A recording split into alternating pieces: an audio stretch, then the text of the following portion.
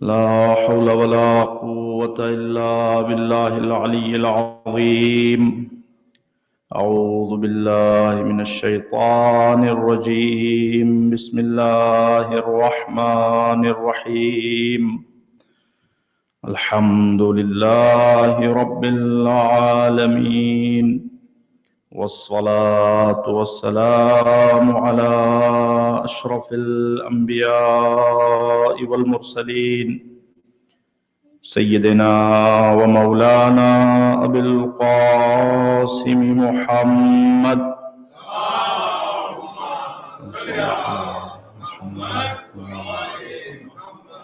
وعلى أهل بيته الطيبين الطاهرين المعصومين المظلومين، ولعنة الله على أعدائهم أجمعين.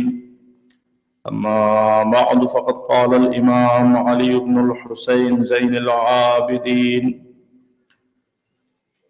اللهم صل على محمد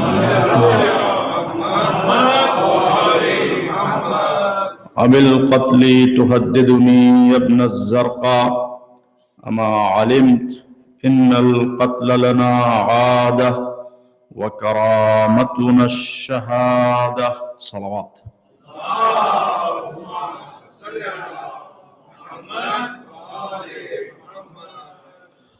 عزیزان محترم، ہمارے چوتھے امام یادگار کربلا، بانی عزا،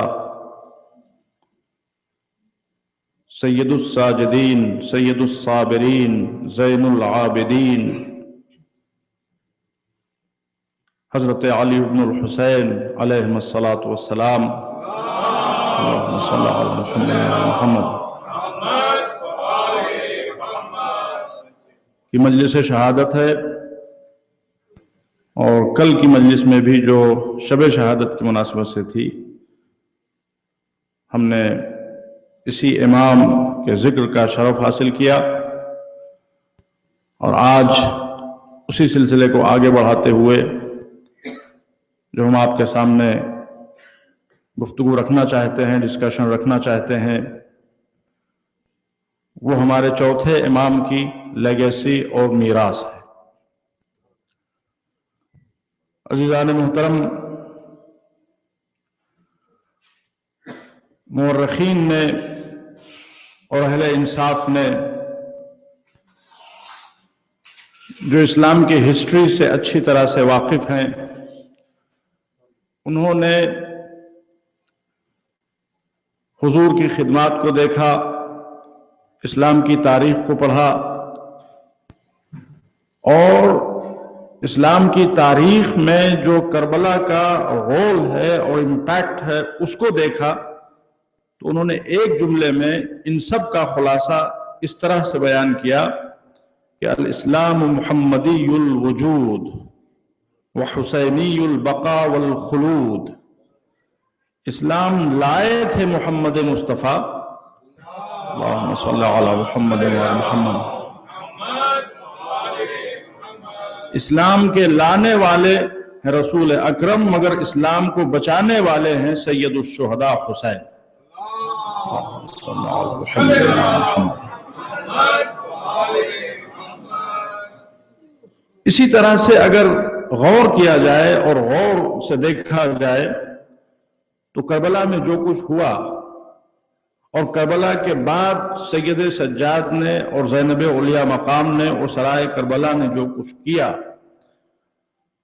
اگر ان کی زحمتوں کو نظر میں رکھ کے فیصلہ کیا جائے تو نتیجہ یہی سامنے آئے گا کہ کربلا کے بانی ہیں حسین، مگر کربلا کے بچانے والے ہیں زین العابدین اور سرائے کربلا۔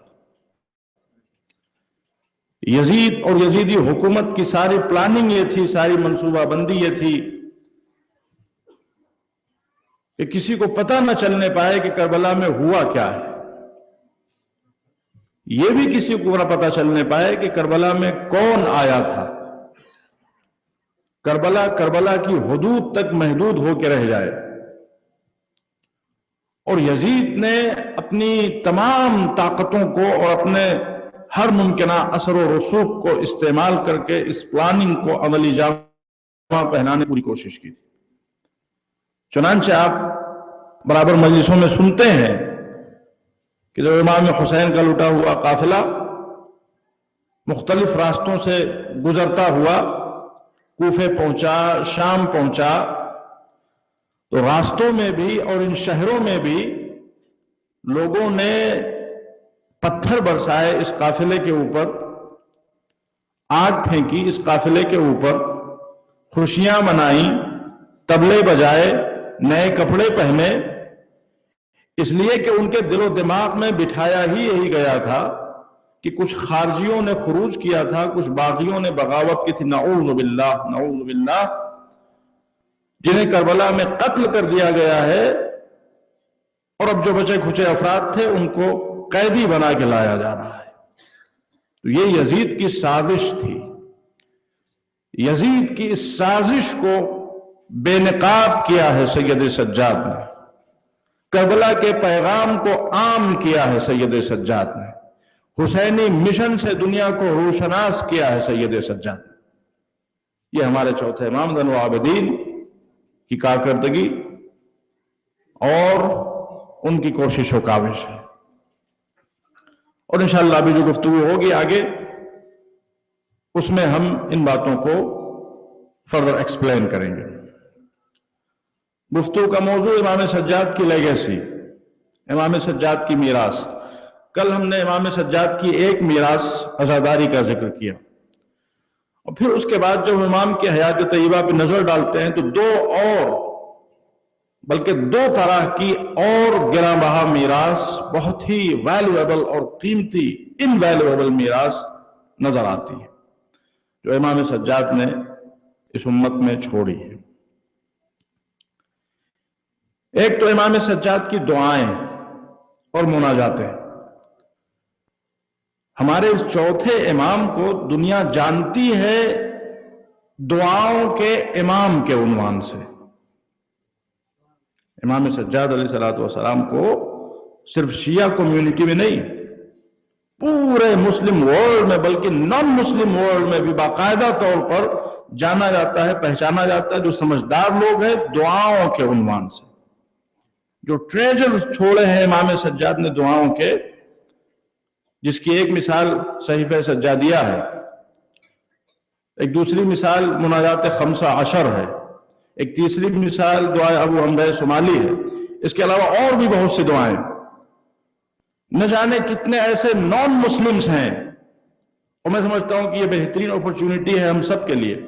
دیکھیں، آپ قرآن کسی نان مسلم کو دیں گے تو وہ یہ سوچے گا کہ آپ پریچ کر رہے ہیں، آپ اس کو کنورٹ کرنا چاہتے ہیں۔ لیکن اگر آپ کسی نان مسلم کو صحیفہ سجادیہ دیں گے، امام سجاد کی دعاؤں کا کلیکشن، صحیفہ کاملہ، تو دعا ایک جنرل چیز ہے۔ ہر وہ انسان کہ جو اللہ پر ایمان رکھتا ہے وہ ان دعاؤں کو پڑھ سکتا ہے۔ اس میں کوئی ایسی چیز نہیں جو کسی کے عقیدے کے خلاف ہو، کسی کے مسلک کے خلاف ہو، اور اس میں کسی طرح کا کوئی ڈسپیوٹ ہو، کوئی کنٹروورسی ہو۔ تو یہ ان دعاؤں کا بہت بڑا امتیاز ہے، اور جس نے بھی سید سجاد کی دعاؤں کو پڑھا ہے وہ ایسا گرویدہ ہو گیا ہے، ایسا عاشق ہو گیا ہے کہ وہ ان دعاؤں کو کبھی چھوڑ نہیں سکا ہے۔ میں خود اپنی بات بتاتا ہوں، ہمارے یہاں لندن، وہاں لیڈز میں، انگلینڈ میں جو انٹرفیتھ کی میٹنگز ہوتی ہیں، ان میں ایک وکر، وہ برابر باقاعدہ طور پر چرچ آف انگلینڈ کی طرف سے وہاں پہ وہ شرکت کرتے ہیں ایکٹیویٹیز میں، تو ان کو ایک مرتبہ ہم لوگوں نے ایز اے گفٹ صحیفہ سجادیہ دی، اور پھر اس کے بعد میں ان کا جو اس کو پڑھنے کے بعد میں اسٹیٹمنٹ آیا ہے وہ واقعاً پڑھنے کے قابل۔ انہوں نے کہا کہ میں نے جب سے اس کو پڑھنا شروع کیا ہے میں یہ طے نہیں کر پا رہا ہوں کہ میں اس کو رکھوں کہ نہ رکھوں، اس کو چھوڑوں کہ نہ چھوڑوں۔ جی چاہتا ہے کہ پوری ایک سانس میں پڑھ ڈالوں، ایک دفعہ میں پڑھ ڈالوں۔ تو یہ ہمارے پاس وہ علم کا خزانہ موجود ہے، وہ علم کا ذخیرہ موجود ہے۔ اور دیکھیں، دنیا اس وقت حقیقت میں تڑپ رہی ہے، دنیا فیڈ اپ ہو چکی ہے میٹریلسٹک لائف سے، اور یہ لوگ روحانی سکون تلاش کر رہے ہیں۔ خصوصاً جو ویسٹ میں لوگ ہیں. انسان اللہ نے بنایا ہی انسان کو عجیب و غریب ہے. انسان پہلے اس چیز میں تلاش کرتا ہے, اس چیز میں سکون تلاش کرتا ہے, پیسے میں سکون, دولت میں سکون, ازدواجی زندگی میں سکون, اس میں سکون, اس میں سکون, لیکن حقیقت میں وہ سکون ان جگہوں پہ تلاش کر رہا ہے جہاں سکون ہے ہی نہیں. جب آخر میں تھک جاتا ہے ہر طرح کے ایکسپیریمنٹ کر کے, تو پھر وہ طرح طرح کے نئے نئے طریقے ایجاد کرنے کی کوشش کرتا ہے یا فالو کرنے کی کوشش کرتا ہے اس سکون کو حاصل کرنے کے لیے. آپ انڈیا جائیں, بنارس میں دیکھیے, وہاں پہ باقاعدہ طور پہ جو مندر ہے وہاں پہ یہ گورے وائٹ وہ کپڑے پہنے ہوئے ہندوؤں کے, اور ماتھے پہ تلک لگائے ہوئے بیٹھے ہوئے ہیں اور ہری کرشنا کر رہے ہیں. اس کے ذریعے سے وہ سکون حاصل کرنا چاہتے ہیں. جو بدھسٹ ٹیمپل ہے وہاں آپ جائیں گے تو یہ دکھائی دیں گے سکون کی تلاش میں. تو دنیا حقیقت میں ایک اسٹیج آتا ہے کہ انسان تھک جاتا ہے میٹریلسٹک لائف سے اور اس کو سکون کی ضرورت ہوتی. خاص طور پر جو لوگ ویسٹ میں ہیں ان کو سکون کی بے حد ضرورت ہوتی, اور یہ پرسکون نہیں ہے. اس کی دلیل یہ ہے کہ سب سے زیادہ اینٹی ڈپریشن میڈیسن جو پرسکرائب ہوتی ہے پوری دنیا میں وہ یو ایس اے میں ہے, جو دنیا کا سب سے خوشحال کنٹری بھی مانا جاتا ہے. تو اس کا مطلب یہ ہے کہ میٹریل لائف, میٹریلسٹک لائف انسان کو سکون نہیں پرووائڈ کر سکتی. تو سکون انسان کو اسی وقت ملے گا جب وہ اپنی اصل سے ملے گا. جس طرح سے ایک چھوٹے بچے کو, 2 سال کے بچے کو, 1.5 سال کے بچے کو, 6 مہینے کے بچے کو سکون اس وقت تک نہیں مل سکتا. آپ دنیا کی ہر چیز دے دیجئے جب تک وہ اپنی ماں کی گود میں نہ پہنچ جائے.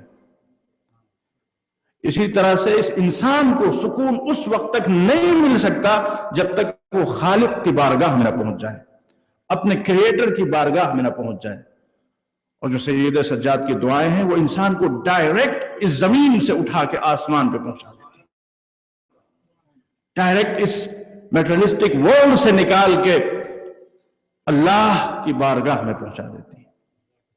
تو یہ امام سجاد علیہ السلام کی دعائیں صحیفہ سجادیہ. وہ کیسی کیسی دعائیں ہیں. دعائیں سب میں ٹائٹلز ہیں, سب ایک ردم میں نہیں ہے, ایک اسٹائل میں نہیں ہے, ایک پیٹرن میں نہیں ہے. بیمار ہیں, بیماری میں کون سی دعا پڑھیں, بیماری کا کانسیپٹ کیا ہے. امام نے دعاؤں کے ذریعے, دیکھیں ہمارے ہاں جو دعا کا تصور ہے وہ یہ کہ انسان رزق مانگ لے, اللہ سے روزی مانگ لے, اور وہ بھی رزق اور روزی کا جو ہمارے ہاں تصور ہے وہ بہت ہی محدود ہے. ہم رزق اور روزی سے مراد کھانے پینے کی چیزیں لیتے ہیں, مگر اسلام میں رزق اور روزی سے مراد ہر طرح کا پروویژن ہے, ہر طرح کا فیور ہے جو اللہ کی طرف سے بندوں کو نصیب ہو سکتا ہے. رزق کا مطلب کھانا پینا نہیں ہے.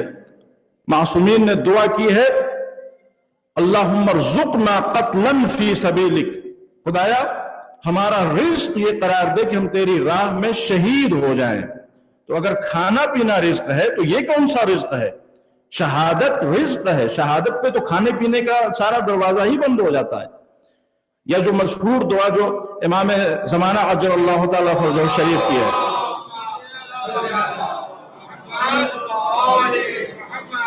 اور one of the best دعاز, اللہم ارزقنا توفیق الطاعہ وبعد المعصیہ وصدق النیہ. پوری دعا رزق, ہمارا رزق تیری اطاعت ہے, ہمارا رزق تیری نافرمانی سے پرہیز ہے.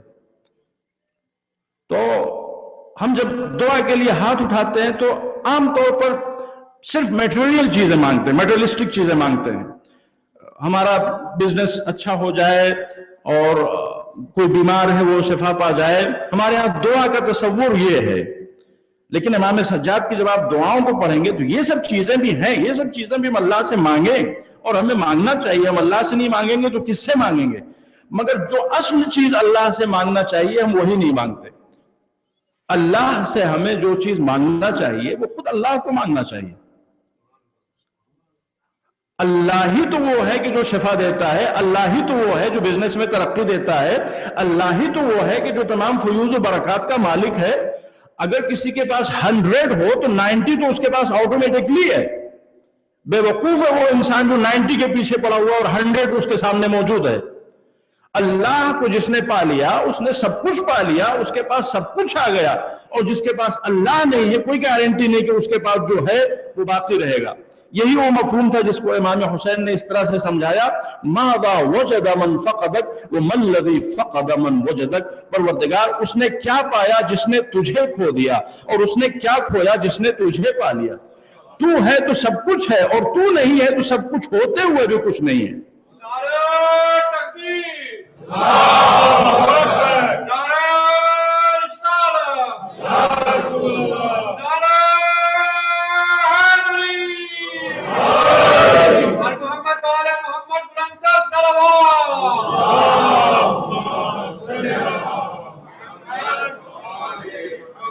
ہمیں اللہ سے خود اللہ کو مانگنا چاہیے، اہل بیت علیہ السلام سے خود اہل بیت کو مانگنا چاہیے۔ امام حسین کی مجلس میں آئے تو امام حسین کو پانے کے لیے آئے، مولا علی کی محفل میں آئے تو مولا علی کو پانے کے لیے۔ تو امام سجاد کی جو دعائیں ہیں وہ اپنے پیٹرن کے اعتبار سے ہر اعتبار سے بے مثال ہیں۔ بیمار ہو تو اس کی الگ دعا ہے، انسان پریشان ہو تو اس کی الگ دعا ہے، ڈپریشن میں ہو تو اس کی الگ دعا ہے، اور انسان اپنی اولاد کے لیے دعا کرنا چاہیے۔ کیا دعا کرے اپنی اولاد کے لیے؟ ابھی میں کہوں آپ صاحب اپنی اولاد کے لیے دعا کیجئے، کن چیزوں کو آپ مانگیں گے؟ ایک مرتبہ اپنی لسٹ بنائیے جو چیزیں آپ مانگ سکتے ہیں، اور اس کے بعد سید سجاد نے جو لسٹ تیار کی ہے اس کو آپ پڑھیے، پھر آپ کو پتا چلے گا کہ ہم کہاں ہیں اور ہمارے امام کا علم کہاں ہے، ان کی انڈرسٹینڈنگ اور معرفت کہاں ہے۔ ہم ماں باپ کا اپنے شکر ادا کرنا چاہتے ہیں، ان کو کس طرح سے اپریشیٹ کریں، ان کے لیے ہمیں کیا مانگیں، یہ سب امام سجاد نے صحیفہ سجادیہ میں بیان کیا۔ اور صحیفہ سجادیہ کی ایک دعا جو میں سمجھتا ہوں، اب ظاہر ہے کہ یہ نہیں کہا جا سکتا کہ سب سے اچھی کون سی دعا ہے، تو ہر انسان کا اپنا مزاج، لیکن اکثر جو علماء ہیں وہ کہتے ہیں کہ سب سے جامع اور کمپریہنسو دعا صحیفہ سجادیہ کی دعا نمبر 20 ہے، جس کو دعائے مکارم الاخلاق کہا جاتا ہے۔ اور میں ریکویسٹ کروں گا تمام مومنین سے کہ آج کی شب یہاں سے جانے کے بعد امام سجاد کی خوشنودی کے لیے جو امام سجاد نے دعاؤں کا ٹریجر ہمارے سامنے چھوڑا ہے، ایٹ لیسٹ اس میں سے ایک ڈراپلٹ اپنے لیے حاصل کرنے کی کوشش کریں، اور ایک مرتبہ سے ہی دعائے مکارم الاخلاق کی ترجمے کے ساتھ تلاوت کیجیے۔ دعائے مکارم الاخلاق کیا زبردست دعا ہے۔ اکثر دعائیں شروع ہوتی محمد و آل محمد پر صلوات سے، اللہم صلی اللہ علیہ محمد۔ میں ایک جملہ امام کا عرض کرتا ہوں اس دعا سے، کتنا خوبصورت جملہ ہے۔ امام فرماتے ہیں پروردگار اعزنی، مجھے عزت عطا فرما، ولا تبتلینی بالکبر، لیکن مجھے غرور اور تکبر میں مبتلا نہ فرما۔ یعنی عزت الگ چیز ہے اور تکبر الگ چیز ہے۔ عزت وہ ہے جو اللہ دیتا ہے، اور تکبر وہ ہے کہ جو انسان خود کریٹ کرتا ہے۔ اور پھر اس کے بعد میں آگے امام فرماتے ہیں وَلَا تَرْفَعْنِي فِي النَّاسِ دَرَجَةً إِلَّا حَطَتْتَنِي عِنْدَ نَفْسِي مِثْلَهَا، خدایا لوگوں کے درمیان میری عزت میں اور میری شان میں جتنا تو اضافہ فرما، اتنا ہی اتنا میرے نزدیک میری عزت میں اور میرے ریسپیکٹ میں کمی فرما۔ جتنا زیادہ میں لوگوں میں فیمس ہوتا جاؤں، جتنا زیادہ میں لوگوں میں مقبول ہوتا جاؤں، جتنا زیادہ لوگوں میں میرا ریسپیکٹ بڑھتا جائے، اتنا ہی زیادہ میرے نزدیک میرا ریسپیکٹ گھٹتا جائے، تاکہ بیلنس برابر ہو سکے۔ اور یہ وہ پوائنٹ امام سجاد کا جس پہ ہم سب کو غور کرنا چاہیے، سنجیدگی کے ساتھ اس پہ غور کرنا چاہیے۔ دیکھیں جتنی برائیاں حقیقت میں دنیا میں ہے، ان کا root cause egos, self ego, arrogance, تمام برائیوں کا روٹ کوز یہی ہے۔ اور امام سجاد اس روٹ کوز کو ایلیمنیٹ کرنے کے لیے خدا کی بارگاہ میں دعا کر رہے ہیں، دفع کرنے کے لیے خدا کی بارگاہ میں دعا کر رہے ہیں۔ یا یہ جو ہم دعا پڑھتے ہیں ماہ رمضان میں، بہت مشہور دعا، دعا ابو حمزہ سمانی، کتنی خوبصورت دعا ہے۔ امام اس دعا میں ایک خاص پوائنٹ پر اسٹریس کرتے ہیں، خدا کی بارگاہ میں عرض کرتے ہیں سیدی اخرج حب الدنیا عن قلبی، اے میرے مالک، اے میرے معبود، دنیا کی محبت کو میرے دل سے نکال دے، دنیا کی محبت کو میرے دل سے نکال دے۔ امام معصوم ہے, دنیا کی محبت کا کوئی تصور نہیں پیدا ہوتا. حقیقت میں ہم کو سمجھا رہے ہیں کہ جب دعا کے لیے ہاتھ اٹھاؤ تو خالی کھانے پینے کی چیزیں نہ مانگو, خالی بزنس کی باتیں نہ کرو, ادھر ادھر کے مسائل کے بارے میں نہ سوچو, بلکہ جو فوکل پوائنٹ تمہاری زندگی میں ہے وہ کچھ اور ہے. سیدی اخرج حب الدنیا عن قلبی, دنیا کی محبت میرے دل سے نکال دے, خود میری محبت میرے دل سے نکال دے, میرے نفس کی محبت میرے دل سے نکال دے. لیکن روایتوں میں کیا, کسی بھی انسان کو کبھی بھی مطمئن نہیں ہونا چاہیے, یہ نہیں سوچنا چاہیے کہ ہم شیعہ ہیں تو ہم محفوظ ہیں, ہم محب اہل بیت ہیں تو ہم گمراہ نہیں ہو سکتے, ہم مجلسوں میں آتے ہیں تو ہم گارنٹیڈ ہیں. نہیں, کسی کو نہیں سوچنا چاہیے. کسی بھی اسٹیج پہ پہنچنے کے بعد روایتوں میں ہے آخر ما یخرج من قلوب الصدیقین حب الجاہ, سب سے آخر میں مومنین کی بات نہیں ہو رہی ہے, صدیقین کے دل سے جو چیز نکلتی ہے وہ پوسٹ, پوزیشن, اقتدار, عہدہ اور منصب کی محبت. معصومین کا یہ جملہ ہم سب کو ہمیشہ نظر میں رکھنا چاہیے. اور دیکھیں امام سجاد کے اس جملے کی طرف ہم پلٹ کے آتے ہیں کہ خدایا تو ہمارے دل سے خود ہماری محبت کو نکال دے. خدایا جتنا زیادہ لوگوں میں ہمارا رسپیکٹ بڑھے اتنا زیادہ خود ہماری نظر میں ہمارا رسپیکٹ گھٹے. امام سجاد کہنا کیا چاہتے ہیں؟ ایگو, سیلف ایگو اور ایروگنس, یہی روٹ کوز ہے تمام پرابلمز کا. آپ دیکھیے دنیا میں انسان نہ جانے کتنے گناہ کرتا ہے ہمارے اور آپ کے اپنے درمیان. ہم اپنے بارے میں, ہر انسان اپنے بارے میں سوچ, جب اس طرح کی باتیں ہوں تو انفارچونیٹلی جو شیطان کا وسوسہ آتا ہے وہ یہ ہوتی ہے, محمد والے محمد کی تعلیمات کی باتیں ہوتی ہیں, تو شیطان بڑی چالاکی کے ساتھ ہماری توجہ کو دوسروں کی طرف ڈائیورٹ کر دیتا ہے. جب بات سیلف ایگو کی ہو رہی ہے, ایروگنس کی ہو رہی ہے, تکبر کی ہو رہی ہے, تو ہم دوسروں کے بارے میں سوچنا شروع کر دیتے ہیں, ہاں فلاں بڑا متکبر ہے, فلاں بڑا مغرور ہے. یہ شیطانی وسوسہ ہے.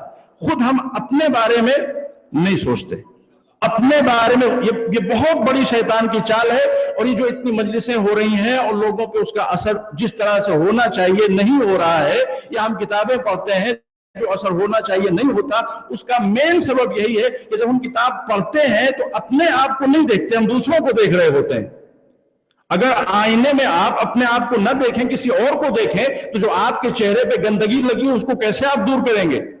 جب ہم کتاب پڑھ رہے ہیں, معصومین کے ارشادات کو سن رہے ہیں اور دوسروں کے بارے میں سوچ رہے ہیں کہ اس کا اپلیکیشن یہاں پہ ہو رہا ہے, یہ چیز یہاں پہ اپلیکیبل ہے, یہ فلاں شخص سے متعلق ہے, یہ فلاں سے متعلق ہے, اپنے کو ہم نے آٹومیٹکلی وہاں سے باہر کر لیا. تو ظاہر سی بات, جو ہم نے اپنے آپ کو باہر کر لیا تو ہم اپنے کو چینج کرنے کی کوشش کیسے کریں گے؟ لیکن جتنی عام طور پہ برائیاں ہیں, خاص طور پہ جو سماجی مسائل ہیں, ان کا ایک سبب اور مین سبب سیلف ایگو ہے, ایروگنس ہے.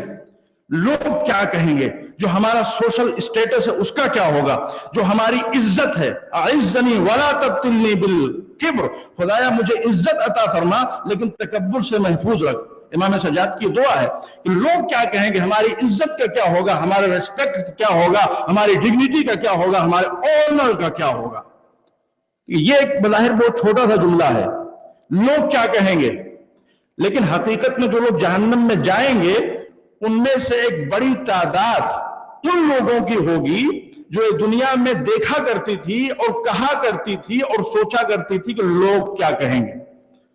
اب شادی بیاہ کر رہے ہیں, ایک نارمل ہال میں کر لیجئے, کیا ضرورت ہے کہ شہر کے سب سے مہنگے ہال میں یا ہوٹل میں آپ شادی کا ارینجمنٹ کیجئے. لوگ کیا کہیں گے, ہمارے اسٹیٹس کا کیا ہوگا, ہماری عزت کا کیا ہوگا. اب اسی طرح سے سوچتے چلے جائیے. حجاب, اگر ہم حجاب کرنے لگیں گے تو لوگ کیا کہیں گے, ہمارے آنر کا کیا ہوگا, لوگ ہم کو بیکورڈ سمجھنے لگیں گے. لیکن میں کسی پہ کوئی کرٹیسائز نہیں کرنا چاہتا اور میں کسی کو فورس بھی نہیں کرنا چاہتا, ہر انسان کا عمل خود اس کے ساتھ ہے. لیکن ہماری جو مائیں اور بہنیں ویسٹ میں حجاب کرتی ہیں, جو مائیں اور بہنیں ویسٹ میں حجاب آبزرو کرتی ہیں, وہ ایٹ لیسٹ 3 ٹائمز اللہ کی بارگاہ میں زیادہ ثواب کی حقدار ہے اور اللہ ان کو عطا کرے گا.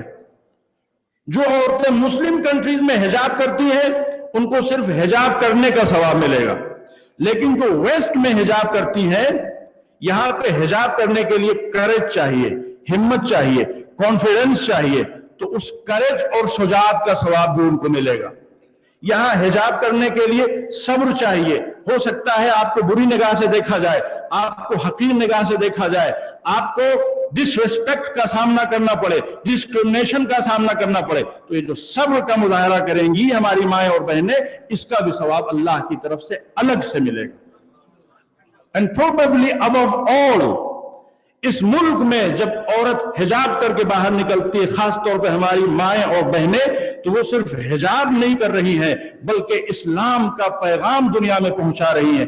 We are here, we do exist، اپنے ایگزسٹنس کا اعلان کرتی ہیں، تو اس کا اللہ کی طرف سے الگ سے ثواب ملے گا۔ شجاعت، صبر اور اسلام کی تبلیغ، کم از کم 3 گنا زیادہ ہماری خواتین کو ثواب ملے گا جو ویسٹ میں حجاب آبزرو کرتی ہیں۔ تو دیکھیں، میں عرض کر رہا تھا یہ جو ڈگنیٹی کا معاملہ، جھوٹی ڈگنیٹی، جھوٹی عزت، یہ بہت بڑی پرابلم ہے، اور امام سجاد اسی کے ریموول کے لیے خدا کی بارگاہ میں دعا کرتے ہیں، اعزنی ولا تبتلنی ولا تبتلینی بالکبر، خدایا ہمیں عزت عطا فرما لیکن تکبر سے محفوظ رکھ۔ لوگ کیا کہیں گے، لوگ کیا کہیں گے، لوگ کیا کہیں گے؟ آپ لوگوں کے بندے ہیں یا اللہ کے بندے ہیں؟ آپ محمد و آل محمد کے غلام ہیں یا لوگوں کے غلام ہیں؟ انسان، میاں بیوی، زوجہ شوہر، آپس میں اختلاف ہو گیا، تھوڑی دیر کے بعد جب غصے کی آگ ٹھنڈی پڑی، دونوں کو پتا چل گیا کہ کون غلطی پہ تھا۔ شوہر کو پتا چل گیا کہ میں غلطی پہ تھا، لیکن وہ جھکنے کے لیے تیار نہیں ہے کہ اگر میں جھک گیا لوگ کیا کہیں گے۔ بیوی کو پتا چل گیا کہ وہ غلطی پہ ہے، جھکنے کے لیے تیار نہیں ہے، لوگ کیا کہیں گے۔ فیملی ڈسپیوٹس ہوئے، لوگ کیا کہیں گے۔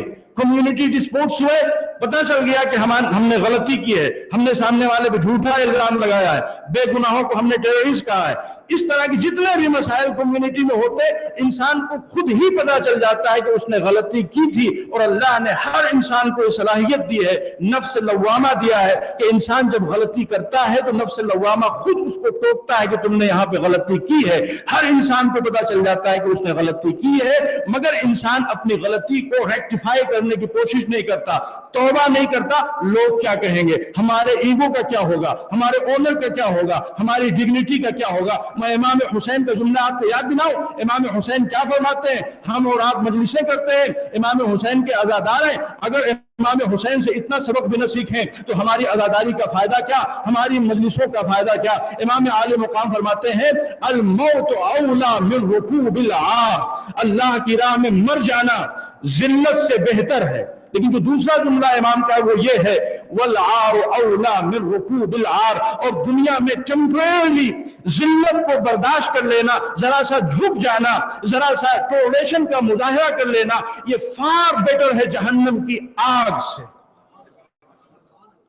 تو عزیزان محترم، یہ وہ پوائنٹس ہیں جنہیں ہم سب کو ہمیشہ آبزرو کرنا چاہیے اور اپنی نگاہوں میں رکھنا چاہیے۔ اور حقیقت میں دیکھیں، انسان کو کبھی بھی جھکنے میں، زوجہ کو شوہر کے سامنے جھکنے میں، شوہر کو زوجہ کے سامنے جھکنے میں، بھائی کو بھائی کے سامنے جھکنے میں، رشتہ دار کو رشتہ دار کے سامنے جھکنے میں، ایک مومن کو دوسرے مومن کے سامنے جھکنے میں، ایک گروہ کو دوسرے اہل ایمان کی جماعت کے سامنے جھکنے میں انسان کو کبھی شرم نہیں کرنی چاہیے، کبھی حیا نہیں کرنی چاہیے، اس لیے کہ جھکنا اور فلیکسیبلٹی یہ زندگی کی نشانی ہے۔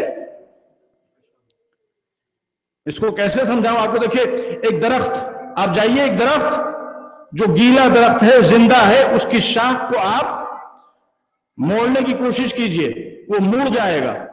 لیکن وہی شاخ جب مردہ ہو چکی ہو، خشک ہو چکی ہو، آپ اس کو موڑنے کی کوشش کیجئے تو وہ ٹوٹ جائے گی۔ خود ہمارا اپنا جسم، ہاتھ ہمارے موو ہو رہے ہیں، ہاتھوں میں فلیکسیبلٹی ہے، پیروں میں فلیکسیبلٹی ہے، ہماری گردن جھک رہی ہے، جسم ادھر سے ادھر ہو رہا ہے، یہ زندگی کی نشانی ہے۔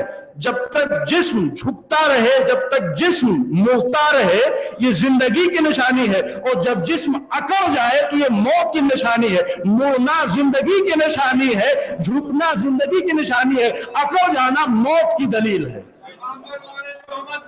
صلی اللہ علیہ محمد وآل محمد۔ اور دیکھیں ہمیں کبھی نہیں سوچنا چاہیے کہ لوگ کیا کہیں گے، لوگ کیا کہیں گے. یہ جملہ ہم کو جہنم تک پہنچا سکتا ہے اور بہت خطرناک جملہ ہے یہ. فرض کر لیجئے کہ آپ کسی ریور کے سامنے کھڑے ہوئے ہوں اور آپ کو دو فلوٹنگ باڈیز دکھائی دیں اس ریور میں. ایک اس طرف بہ رہی ہو جس طرف پانی کا بہاؤ جا رہا ہے اور مسلسل آپ 5 منٹ تک اس کو دیکھتے رہیں کہ اسی ڈائریکشن میں بہتی چلی جا رہی ہے جدھر پانی بہ رہا ہے، اور دوسری باڈی وہ اپنی ڈائریکشن خود بنا رہی ہے. آپ دونوں کے بارے میں کیا فیصلہ کریں گے؟ جو پانی کی ڈائریکشن میں بہتی چلی جا رہی ہے مسلسل مردہ ہے، ڈیڈ باڈی، اور جو اس دریا میں خود اپنا راستہ بنا کے دریا کی موجوں کو چیرتے ہوئے ادھر ادھر جا رہی ہے، وہ زندہ ہے. ہمیں سماج کے بہاؤ میں بہنا نہیں چاہیے بلکہ سماج میں خود اپنا راستہ تیار کرنا چاہیے. اگر ہم سماج کے بہاؤ میں بہتے چلے جائیں کہ یہاں کا کلچر یہ ہے، یہاں کا فیشن یہ ہے، یہاں کا مزاج یہ ہے، یہاں کا سسٹم یہ ہے، اگر اس بہاؤ میں بہتے چلے جائیں تو یہ اس بات کی دلیل ہے کہ ہماری روح مردہ ہے. لیکن اگر اس سماج میں، اس معاشرے میں جہاں کہیں بھی ہو، ہم اپنا راستہ خود بنائیں، محمد و آل محمد کی تعلیمات پہ عمل کرتے ہوئے اپنی منزل خود طے کریں، تو یہ ہماری زندگی کی نشانی ہوگی. نیا زمانہ، نئی صبح و شام پیدا کر، دیار عشق میں اپنا مقام پیدا کر.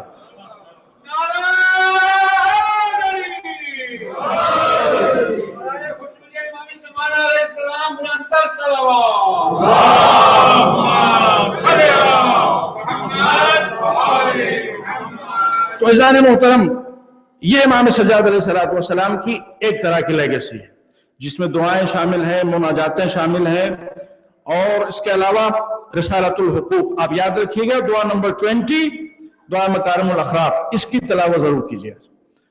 اور پھر اس کے بعد میں امام علیہ السلام کے جو لیٹرز ہیں ان میں سے ایک لیٹر جس کو کہا ہے رسالۃ الحقوق، اس لیٹر میں امام نے حقوق بیان کیے، رائٹس بیان کیے. اور دنیا میں پوری کائنات میں صرف یہی چارٹر آف رائٹ ہے، چارٹر آف رائٹس ہے کہ جس میں امام نے صرف ڈیفرنٹ انڈیویجولز کے، ڈیفرنٹ کمیونٹیز کے، ڈیفرنٹ سوسائٹیز کے، ڈیفرنٹ باڈیز کے رائٹس نہیں بیان کیے ہیں، بلکہ اس رسالۃ الحقوق میں ہمارے ایکشنز کے رائٹس بھی بیان کیے گئے ہیں. کسی دنیا کے چارٹر آف رائٹس میں ایکشنز کے رائٹ نہیں ملیں گے. نماز کا کیا حق ہے، روزے کا کیا حق ہے، زکوٰۃ کا کیا حق ہے، ان تمام جو دین کی تعلیمات ہیں، جو اخلاقی تعلیمات ہیں، ان کا کیا حق ہے، یہ امام سجاد نے بیان کیا. اور ایک دوسرا امتیاز اس چارٹر کا یہ بھی ہے کہ دنیا کے کسی بھی چارٹر آف رائٹس میں آپ کو نہیں ملے گا کہ آپ کے باڈی آرگنز کے کیا رائٹس ہیں، آپ کی آنکھوں کا کیا حق ہے، کہیں آپ کو نہیں ملے گا. لیکن یہ وہ اونلی چارٹر آف رائٹس ہے جس میں امام نے ہمارے پورے آرگنز، باڈی پارٹس کے رائٹ بیان کیے ہیں. تمہاری آنکھوں کا حق کیا ہے، تمہارے کانوں کا حق کیا ہے، تمہارے ہاتھوں کا حق کیا ہے، تمہارے شکم کا حق کیا ہے، تمہاری زبان کا حق کیا ہے، تمام تمہارے پیروں کا حق کیا ہے. آپ اس کو پڑھیے. تو یہ امام سجاد علیہ السلام، یہ ایک طرح کی لیگیسی، یہ علمی لیگیسی. اور اب آتے ہیں امام سجاد علیہ السلام کی انقلابی لیگیسی کی طرف. ایک صلوات پڑھتے ہیں محمد و آل.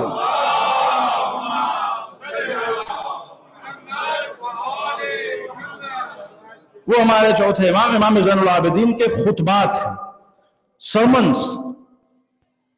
زیادہ خطبے موجود نہیں لیکن جو موجود ہیں، اب یہ تاریخ کی ستم ظریفی ہے کہ معصومین علیہ السلام کے کلمات کا وہ خزانہ جو موجود ہونا چاہیے تھا انفارچونیٹلی موجود نہیں رہ گیا ہے.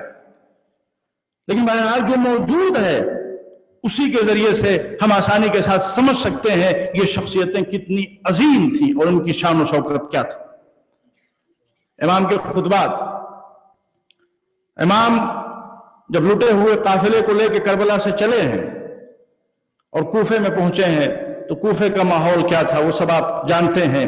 لوگ تالیاں بجا رہے تھے، جشن منا رہے تھے، نئے نئے کپڑے پہنے ہوئے تھے، اور رسول زادیوں کے اوپر آگ برسائی جا رہی تھی، پتھر پھینکے جا رہے تھے، صدقے کی کھجوریں پھینکی جا رہی تھی.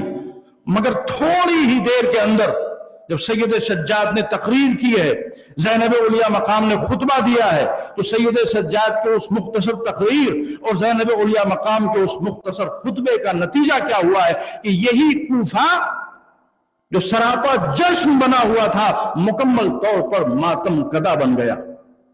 اور یہی کوفہ کہ جس میں چاروں طرف یزیدیت کے نعرے لگ رہے تھے، اسی کوفے سے حسینیت کے نعروں کی آوازیں بلند ہوئیں، اور کبھی توابین سلیمان بن سرد خدائی کی قیادت میں انقلاب برپا کرتے ہیں، کبھی مختار ثقفی قیام کرتے ہیں اور قاتلین حسین سے انتقام لیتے ہیں. یہ سید کے سید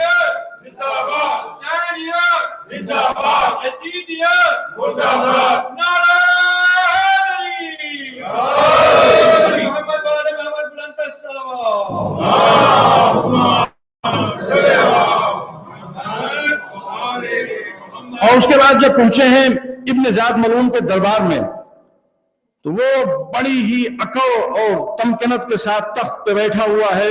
میں تفصیلات میں نہیں جانا چاہتا، وقت نہیں ہے، مجھے آگے تک جانا ہے بھی. تو جیسے ہی اس نے سید سجاد کو دیکھا، میں صرف وہ پوائنٹ سرچ کروں گا جو امام سجاد سے ریلیٹڈ. جیسے ہی اس نے امام سجاد کو دیکھا کہ یہ کون ہے، تو اسے بتایا گیا کہ یہ علی ابن الحسین ہے. تو دیکھیں اس کیا شیطانی سازشیں ملعونوں نے رچی تھی. وہ کہتا ہے الیس اللہ قتل علی ابن الحسین، نعوذ باللہ، کیا اللہ نے کربلا میں علی ابن الحسین کو قتل نہیں کر دیا؟ اللہ نے کربلا میں علی ابن الحسین کو قتل نہیں کر دیا. اس کا مطلب کیا ہوا؟ یعنی کربلا میں جو کچھ ہوا وہ سب مشیت پروردگار کے مطابق تھا. ہماری کوئی خطا نہیں ہے، ہمارا کوئی ظلم نہیں ہے، سب اللہ نے کیا اور سب عدالت کے مطابق ہوا. یہ وہ لوگوں کو مس لیڈ کرنا چاہتا ہے. مگر سید سجاد ہماری ہزاروں جانیں قربان، آپ فرماتے ہیں اللہ نے نہیں، تیرے خونخوار بھیڑیوں نے قتل کیا، وہ میرے بھائی علی ابن الحسین تھے. وہ ملعون پھر اسی بات پہ اصرار کرتا ہے.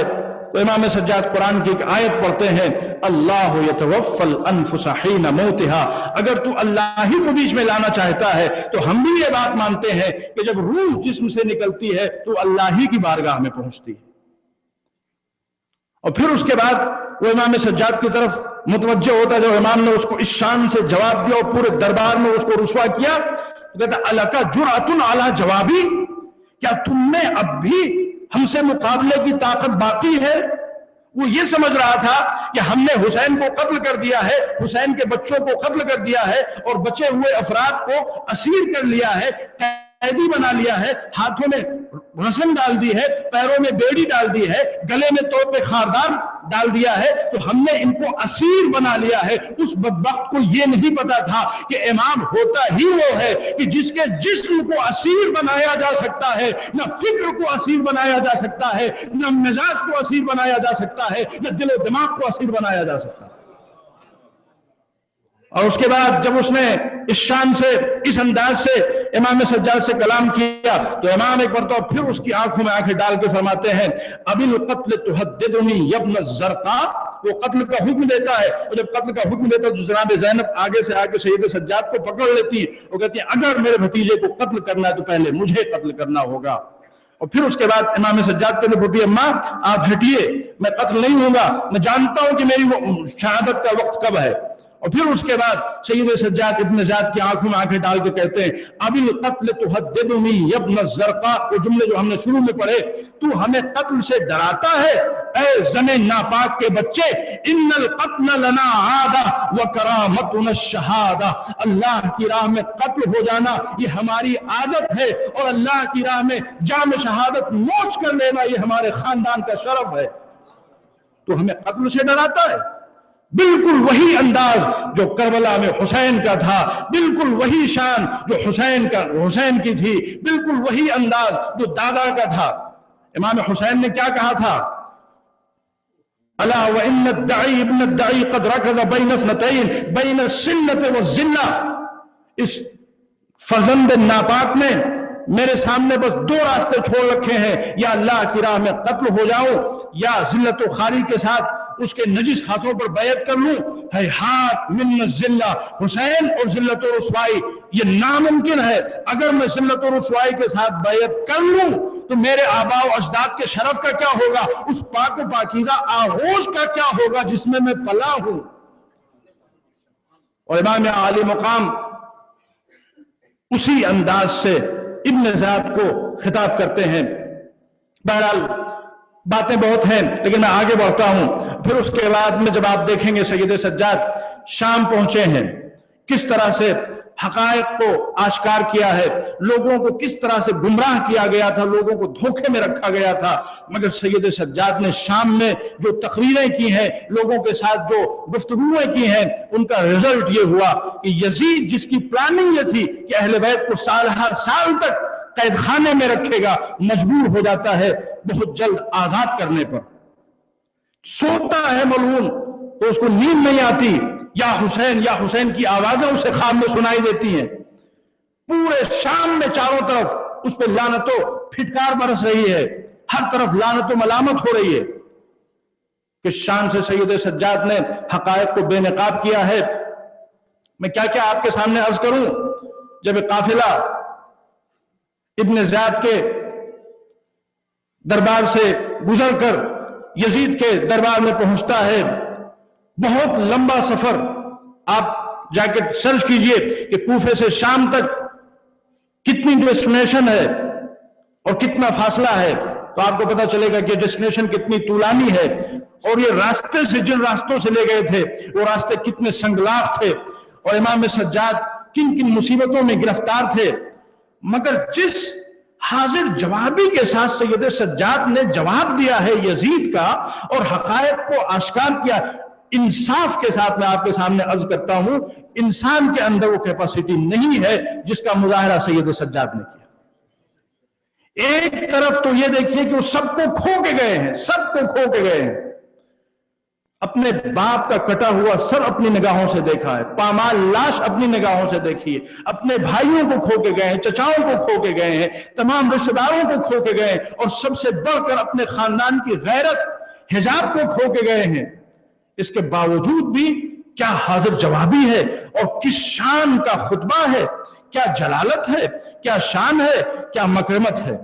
یزید کے دربار میں پہنچے، یزید ملعون سید سجاد کو دیکھتا، بہت سی باتیں ہوئی لیکن بس میں مختصر کر رہا ہوں۔ سید سجاد کو دیکھنے کے بعد کہتا یہ کون؟ کہا گیا کہ علی بن الحسین۔ تو ملعون کہتا ہے کہ اس نے اپنے ساتھیوں کے ساتھ مشورہ کیا جائے کہ ان کے بارے میں کیا کیا جائے، تو اس کے ساتھیوں نے اس کو مشورہ دیا کہ ان کو قتل کر دیا جائے۔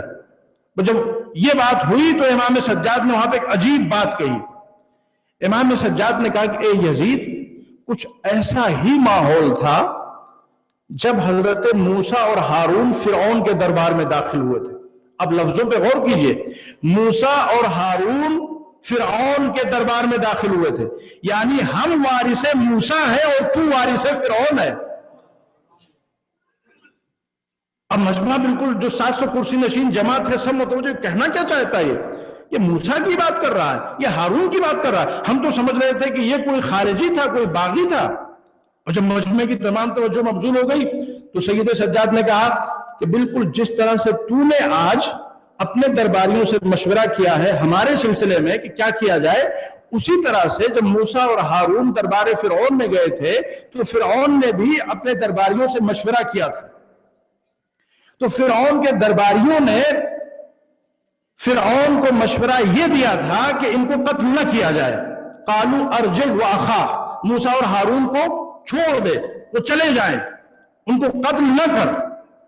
موسیٰ اور ہارون کو چھوڑ دیا گیا تھا، فرعون کے درباریوں نے قتل کا مشورہ نہیں دیا، مگر تو ہمیں قتل کرنا چاہتا اور تیرے درباریوں نے قتل کا مشورہ دیا۔ وَلِذَلِكَ سبب، اس کا ایک سبب ہے، اس کی ایک ریزن ہے۔ اب مجمع اور بھی چونکا، کیا سبب ہو سکتا ہے؟ یہ تو بڑا انٹرسٹنگ کوئی ریزن ہوگا، کوئی سبب ہوگا، یہ کیا سبب ہو سکتا ہے؟ کیا چاروں طرف چینی گوئیاں شروع ہوئی۔ امام سجاد علیہ السلام نے جب مجمع کی پوری اٹینشن اپنی طرف کھینچ لی، اس کے بعد آپ نے فرمایا کہ فرعون کے درباری کافر ضرور تھے، مشرک ضرور تھے، بتوں کی پوجا کرنے والے ضرور تھے، مگر ان کے اندر کم از کم ایک اچھائی تھی کہ وہ تھے حلال زادے، اور کوئی بھی حلال زادہ کسی بھی نبی یا وصی نبی کے قتل میں شامل نہیں ہو سکتا۔ لہذا فرعون کے درباریوں نے کہا خبردار موسیٰ اور ہارون کو قتل نہ کرنا۔ اس جملے کے ذریعے سے امام سجاد نے عالم انسانیت کو جھجوڑا، تمام مسلمانوں کو متوجہ کیا، اے مسلمانوں، تم جس کو خلیفۃ المسلمین مانتے ہو، جس کو امام المسلمین مانتے ہو، جس کی انگلی تھام کے جنت کے دروازے تک پہنچنا چاہتے ہو، اس کا کردار نہ صحیح، اخلاق نہ صحیح، علم نہ صحیح، تقوی نہ صحیح، کچھ نہ صحیح، کم از کم ماں کا کردار تو دیکھ لیا ہوتا۔ ایک صلوات پڑھو محمد و آل محمد۔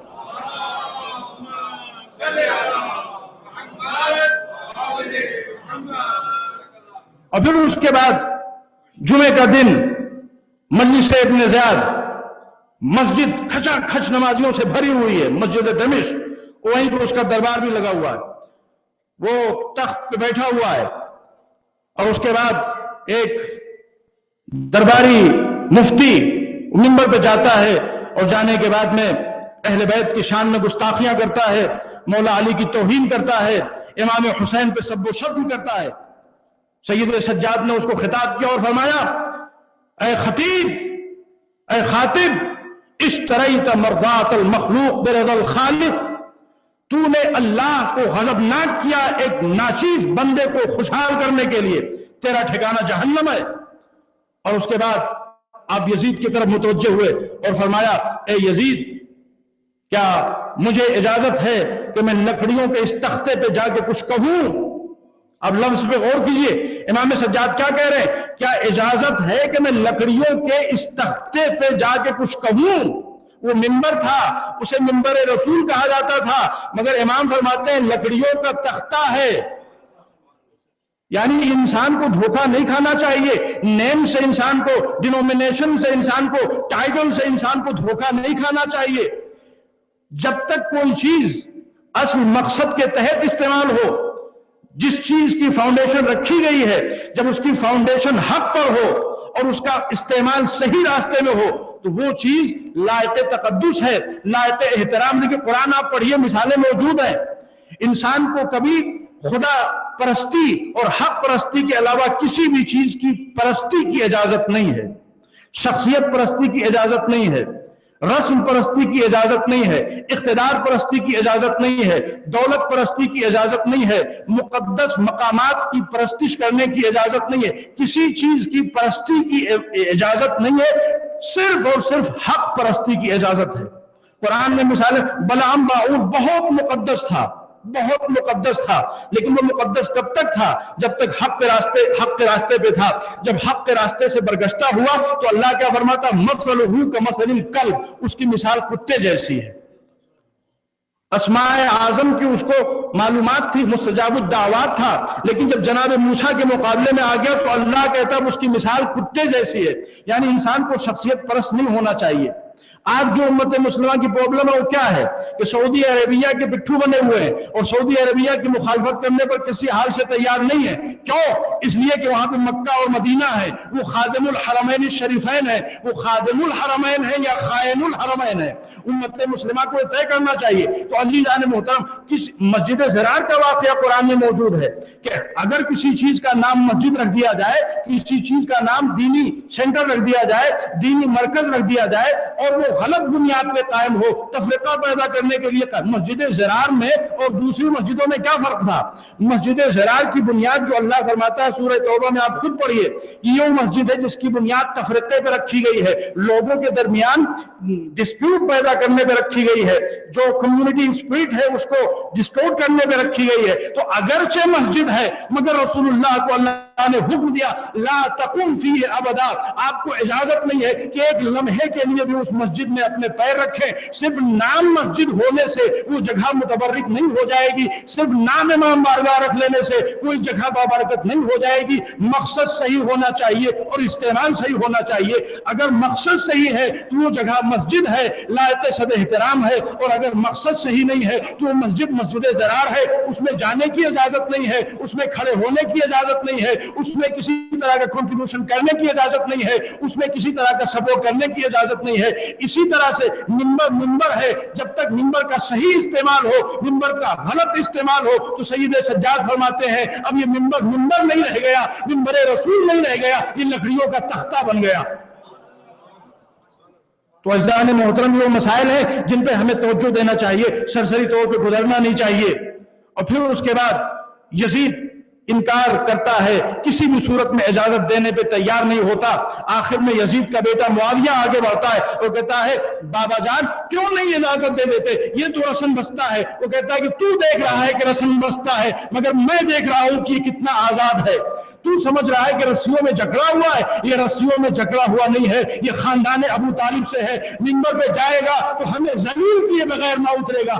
آخر میں مجمع کی طرف سے اصرار بڑھا، یزید اجازت دے دے، یزید اجازت دے دے، مجبوراً یزید اجازت دیتا ہے۔ سید سجاد منبر پہ آتے ہیں، کھڑے ہوتے ہیں اور کہتے ہیں ایھا الناس من عرفنی فقد عرفنی، جو پہچانتا ہے وہ پہچانتا ہے، جو نہیں پہچانتا وہ پہچان لے۔ انا ابن مکہ و منا، میں مکے کا بیٹا ہوں، میں منا کا بیٹا ہوں، میں زمزم کا بیٹا ہوں، میں صفا کا بیٹا ہوں۔ سید سجاد یہ آپ کیا فرماتے ہیں؟ مکہ ایک شہر ہے، منا ایک پہاڑی ہے، زمزم و صفا دو مقدس مقامات ہے، کیا ان شہروں کا بھی کوئی بیٹا ہوتا ہے؟ کیا کنویں کا بھی کوئی بیٹا ہوتا ہے؟ کیا پہاڑیوں کا بھی کوئی بیٹا ہوتا ہے؟ سید سجاد کہیں گے یہ پہاڑیاں نہیں ہیں، یہ کنویں نہیں ہیں، یہ مقدس مقامات نہیں ہیں، یہ شاعر اللہ ہے، اللہ کی نشانیاں ہیں، اسلام ان سے وابستہ ہے۔ میں کہنا یہ چاہتا ہوں مکے کا بیٹا ہوں۔ بیٹا ہوتا کون ہے؟ باپ ہوتا کون ہے؟ بیٹا وہ ہوتا ہے جس کے ذریعے سے باپ کا نام بھی باقی رہتا ہے اور باپ کا مشن بھی آگے بڑھتا ہے۔ میرے ان جملوں کو غور سے پڑھو، میں مکے کا بیٹا ہوں، منا کا بیٹا ہوں، زمزم و صفا کا بیٹا ہوں۔ مکے کا وجود ہے تو ہماری وجہ سے، منا کی بقا ہے تو ہماری وجہ سے، زمزم و صفا کا وجود ہے تو ہماری وجہ سے، اسلام اور اسلامی تعلیمات کا عروج ہے تو ہماری وجہ سے۔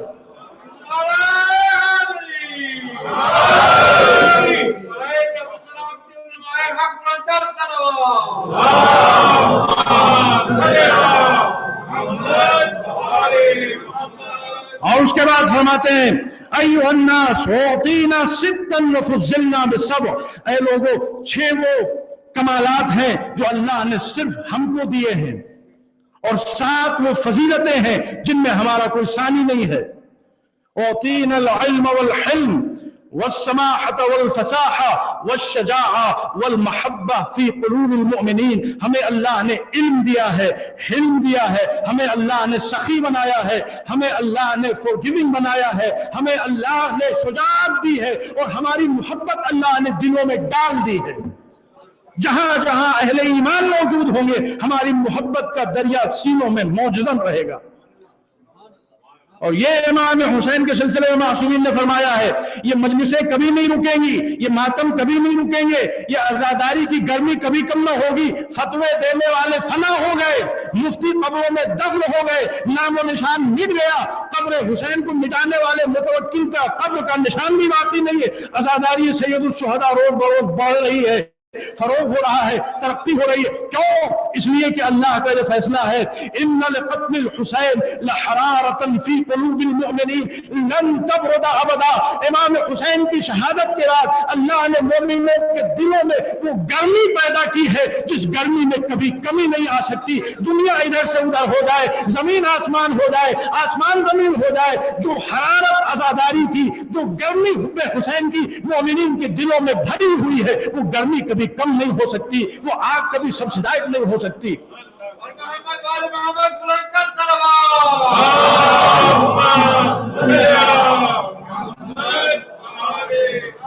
بجان محترم،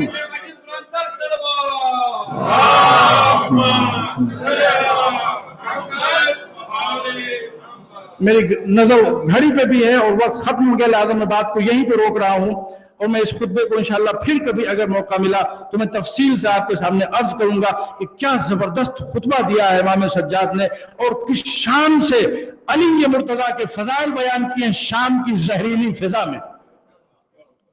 دنیا میں اس کی کوئی مثال نہیں ملتی جس شان سے امام سجاد نے مولا علی کے فضائل بیان کیے، میں نے بہت اسٹڈی کیے، دنیا میں اس کی کہیں کوئی مثال نہیں ملتی۔ اب لیکن انفارچونیٹلی ہمارے پاس وقت نہیں رہ گیا ہے۔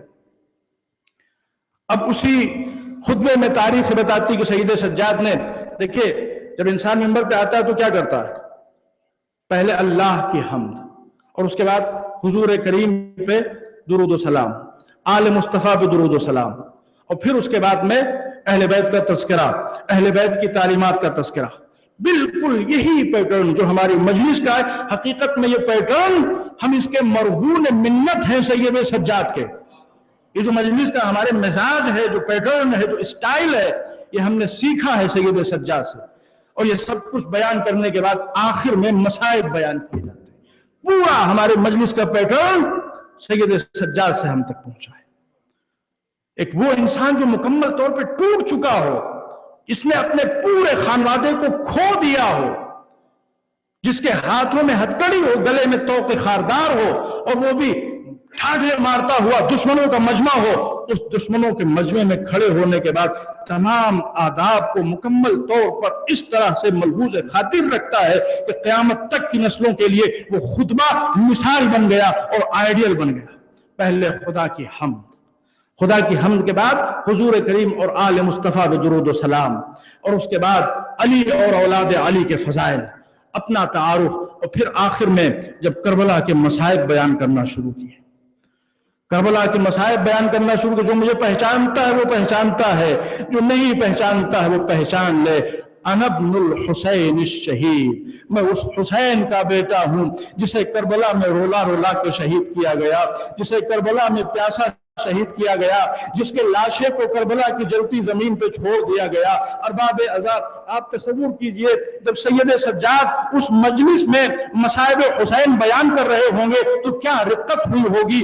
آج 1400 سال کے بعد مجھ جیسا ناپاک انسان مجلس پڑھتا ہے، بے بذات انسان گفتگو کرتا ہے، مومنین برداشت نہیں کر پاتے، نالو شیون کی آوازیں بلند ہو جاتی ہیں، آپ شبیہ علم کو دیکھتے ہیں، برداشت نہیں کر پاتے۔ اس مجلس میں مجلس پڑھنے والے، کربلا کے مصائب بیان کرنے والے کوئی خطیب نہیں، کوئی ذاکر نہیں، چشم دید گواہ سید سجاد ہے، اور وہاں پہ علم نہیں ہے، وہاں پہ خود جس کی نشانی میں علم بنتا ہے اس کا کٹا ہوا سر موجود ہے، اس میں حسین کا تابوت نہیں، یہ شبیہ تابوت نہیں ہے، خود حسین غریب کا کٹا ہوا سر موجود ہے، اس میں علی اصغر کا گہوارہ نہیں ہے، گلا موجود ہے۔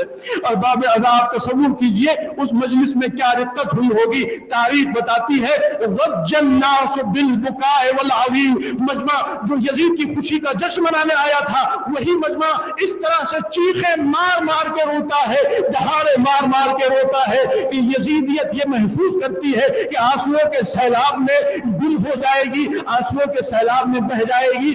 لہذا یزید گھبرا کے اپنے مؤذن سے کہتا ہے کہ مؤذن اذان شروع کر۔ مؤذن جیسے ہی اذان شروع کرتا ہے، کیا ادب ہے، کیا احترام ہے، کیا عظمت و جلالت ہے، کیا حکمت و بصیرت ہے۔ جیسے ہی اس نے اللہ اکبر کہا، سید سجاد خاموش ہو گئے اور فرمایا کہ اللہ سب سے بڑا ہے، اس سے بڑا کوئی نہیں ہے، دنیا کا کوئی بادشاہ اللہ کی کبریائی کے سامنے اس کی کوئی حیثیت نہیں ہے۔ مؤذن نے کہا اشہد ان لا الہ الا اللہ، فرمایا کہ میرے وجود کا ایک ایک حصہ، ایک ایک رویا گواہی دیتا ہے کہ اللہ ایک ہے، وحدہ لا شریک ہے۔ جب مؤذن پہنچا اشہد ان محمد رسول اللہ، بس ارباب عذاب یہاں پہ تاریخ بتاتی ہے کہ جب امام سجاد نے اپنے جب محمد مصطفیٰ کا نام سنا، برداشت نہ کر سکے، اپنے سر سے امامہ اتارا، امامہ پھینکا، اور اس کے بعد مؤذن کی طرف متوجہ ہوئے، اے مؤذن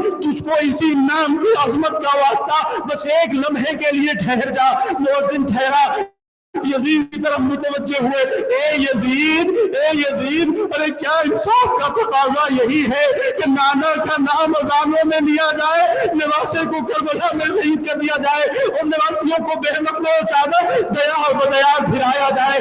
اس کے بعد دو جملے مصائب کے پڑھے، پورا مجمع پھر چیخیں مار مار کے رونے لگا۔ بس ارباب عذاب لوگ نماز پڑھنے کے لیے آئے تھے، سید سجاد کے خطبے کا اثر یہ ہوا کہ لوگ مسجد سے بغیر نماز پڑھے نکل گئے، ہم ایسے یزید کے پیچھے نماز क्या पढ़े, यही से यजीदियत की नाबूदी का सिलसिला शुरू हो गया।